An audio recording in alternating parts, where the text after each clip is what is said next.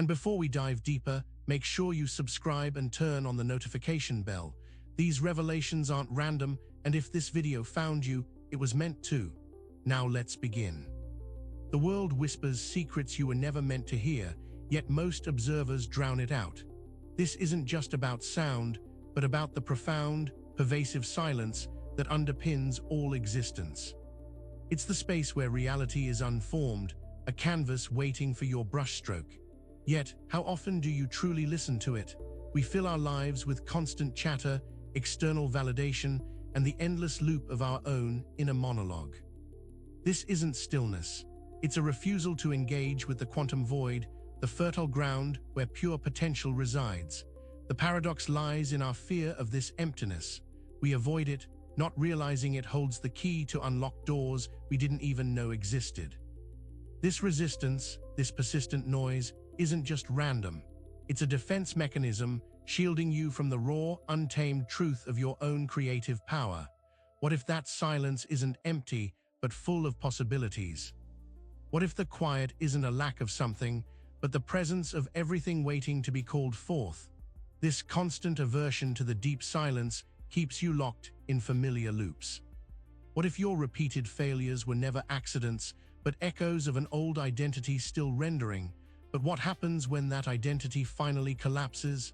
Next, we face the unsettling truth. You are not observing, you are repeating. You might believe you're a keen observer, an active participant in your reality. Yet the brutal truth is, most of you are merely repeating. You cycle through the same emotions, the same reactions, the same perceived limitations, day after day. This isn't observation, it's a deeply ingrained program running on a loop. Think of those moments of déjà vu, the uncanny feeling you've lived this scene before. Those aren't random glitches. They are your consciousness briefly catching a glimpse of the repeating pattern, a flicker of recognition that your observer is stuck. Your struggles aren't unique failures, they are the inevitable outcomes of an unshifted observer. This repetition isn't just behavioral, it's foundational. It's woven into the very fabric of how you perceive and interact with your world. You aren't creating new outcomes. You're re-rendering old ones, expecting a different result from the same input. This looping is not destiny, it is a choice made subconsciously.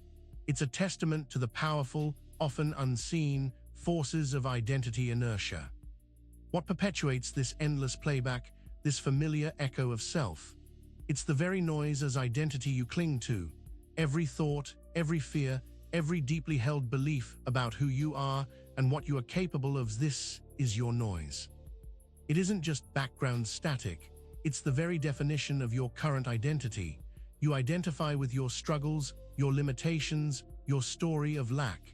This internal monologue, constant and persuasive, becomes your reality's soundtrack.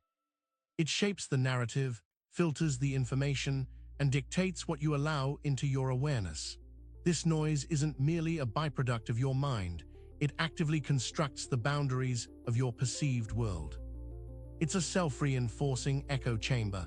You believe you're an individual, but much of what you experience as you is just a collection of persistent echoes. These echoes prevent new frequencies from entering your field of perception. They are walls built from your own repeating thoughts and emotions, solidifying into an inescapable who you are. This perceived self is not real, it is a vibration. When this truth is revealed, it exposes the subtle mechanism of the observer effect you forgot about. You understand the general concept of the observer effect, that the act of observing changes the observed.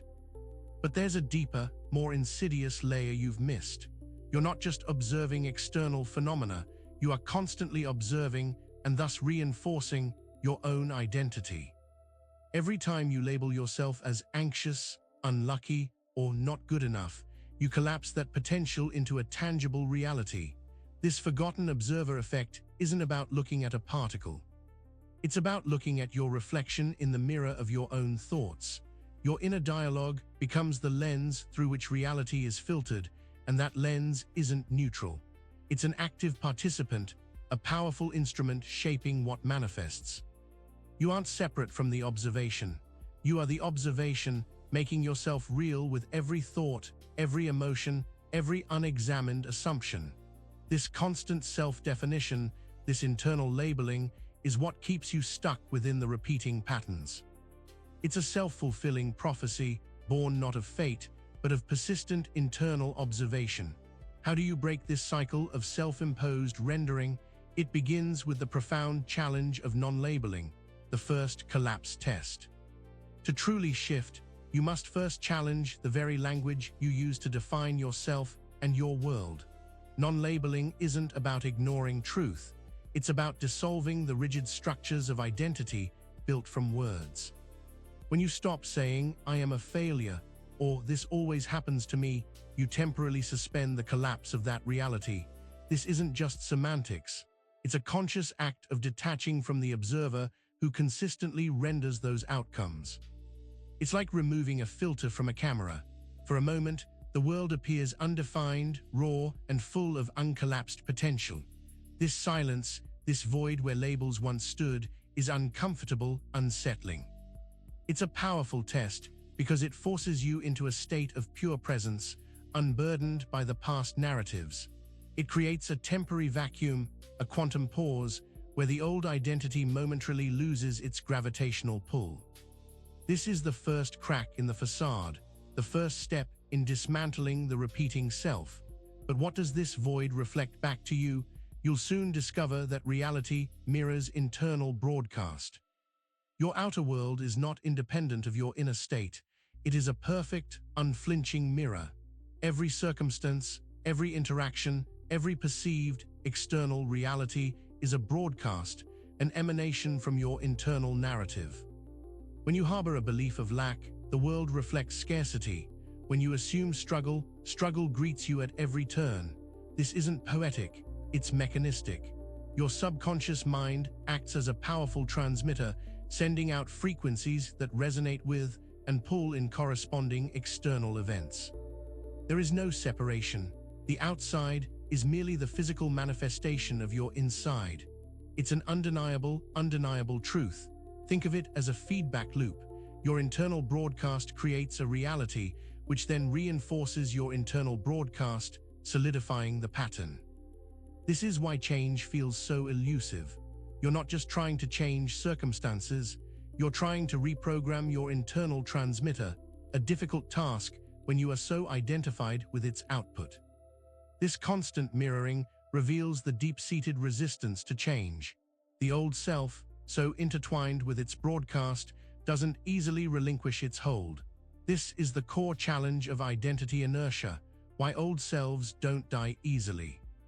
Your current identity isn't just a fleeting thought, it's a deeply entrenched energy pattern, a powerful attractive field in the quantum realm.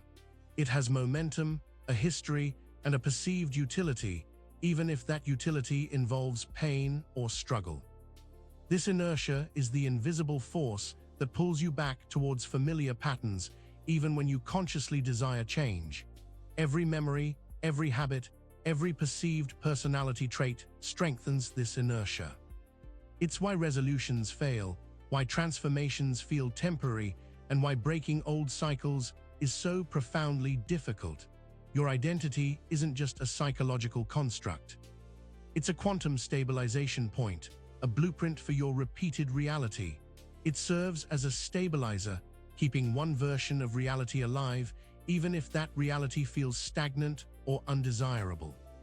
To step into a new self feels like a death, not just of a persona, but of a fundamental organizational structure. This resistance is not a weakness. It's the natural result of an identity fighting for its continued existence. What if you could bypass this resistance altogether? What if you could move without the old self's input?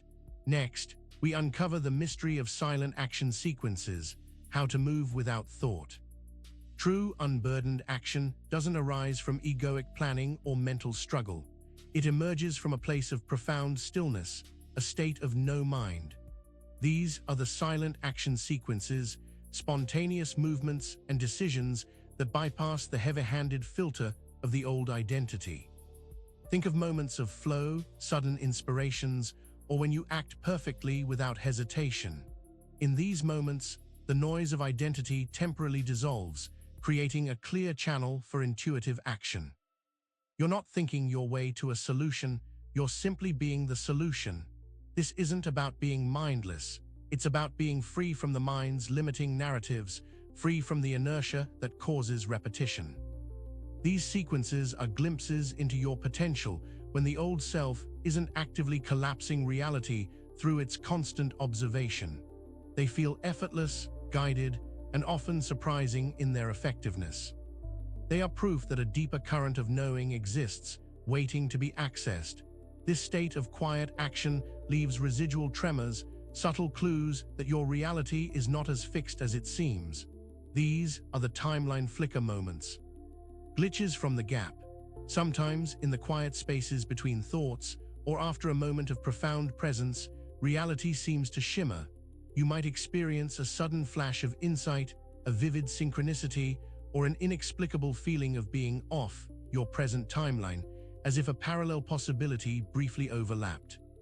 These are timeline flicker moments.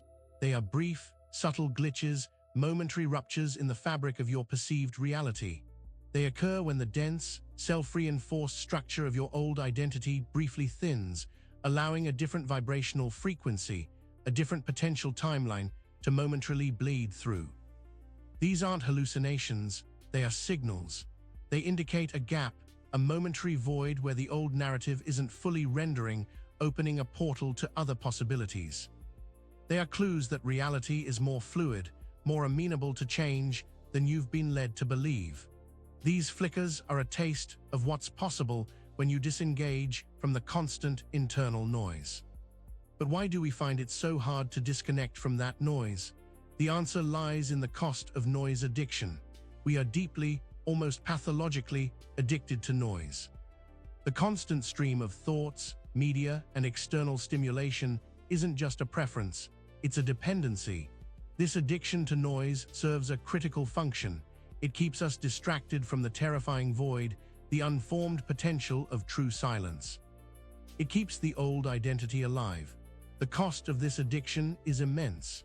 It robs us of our creative power, prevents us from accessing deeper states of intuition, and locks us into repeating cycles of perceived limitation. Every moment spent in noise is a moment spent solidifying the default, undesired reality. It's a refusal to step into the unformed, the unknown. This addiction isn't just psychological, it's energetic. The continuous internal broadcast consumes vast amounts of your energetic resources, leaving little left for truly rendering a new reality. It creates a feedback loop of fatigue and distraction. To truly shift, we must willingly endure the discomfort of withdrawal, of silence, to begin the process of rendering the new self from the void. To render a new self isn't akin to adding new features to an existing program. It's like building an entirely new operating system from scratch. This process happens not through relentless effort, but through a conscious engagement with the void. It is in the absence of the old, the non-rendering of the old identity's broadcast, that the new can emerge. When you resist the impulse to relabel, to replay old narratives, to fill the silence with familiar noise, you create a quantum vacuum. This void isn't empty, it's pregnant with all possibilities. It's from this unformed potential that the new identity, unburdened by past limitations, can begin to coalesce. It's a descent into the unknown, a surrender to the formless. This rendering is not about choosing what you want to be. It's about allowing what you truly are beyond the old labels to manifest. It's a process of non-doing, of allowing, of trusting the intelligence of the void. This radical surrender requires a final, profound leap, the third test. Collapse through no mind. The ultimate test, the true collapse, is achieved through sustained states of no mind. This isn't about emptying your thoughts entirely, it's about detaching from the observer who identifies with those thoughts. It's about becoming the silent witness, allowing thoughts to pass without judgment or attachment, without labeling yourself by their content. In this state, the strong, repetitive broadcast of the old identity dramatically weakens. The energy that once sustained the old reality is withdrawn, creating a profound, irreversible shift. It's a quantum dissolution, where the observer that sustained the old self simply ceases to operate from familiar patterns. This collapse isn't violent. It's a gentle disintegration, like a pixelated image slowly fading into pure light. When the old observer no longer consistently renders its reality through identification with thought, the new self naturally emerges from the boundless potential. Understand this video is a collapse point. Make sure to subscribe for more videos and hit that notification bell so you never miss a new video. We'll see you